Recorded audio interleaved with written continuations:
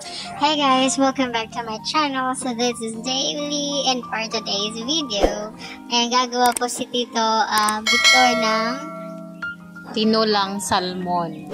Ayan, lami kayo sa bawa ni guys. Ayan. So, abang-abang lang tayo guys ha. Ayan po yung ingredients natin. Salmon. Ayan, syempre kasama din yung lemon. Lalagyan natin yan ng lemon mamaya. Yung mga ingredients piniprepare pa po niya.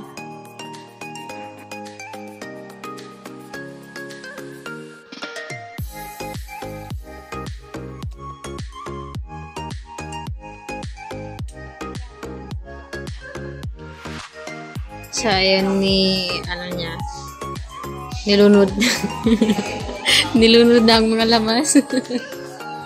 Tapos yellow po namin dire guys. Kaya init kayo. Ayan. And then, hagbong na rin sa kawali. May isa po sa pinubre guys.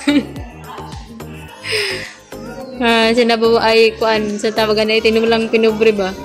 Butang na siyang asin. Ayan. Margi kuan na tanan ba?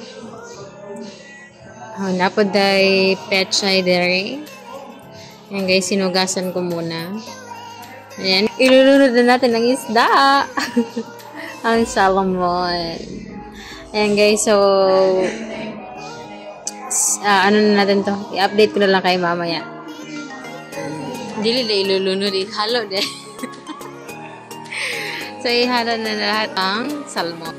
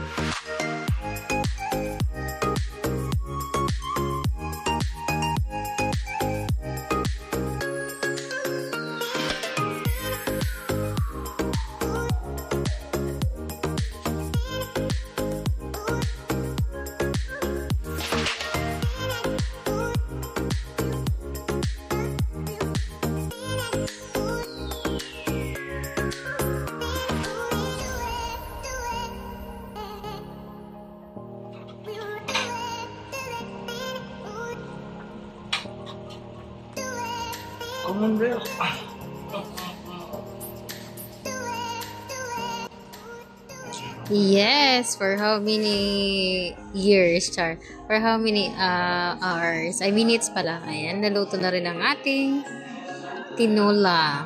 Ayan, guys, ang ating salmon. So, ayan, kakain na po kami ngayon. And with matching, ano pa yan, with matching sibuyas.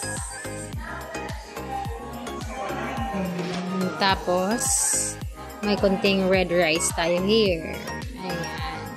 So, thank you for watching, guys. Thank you so much for your support. God bless you all.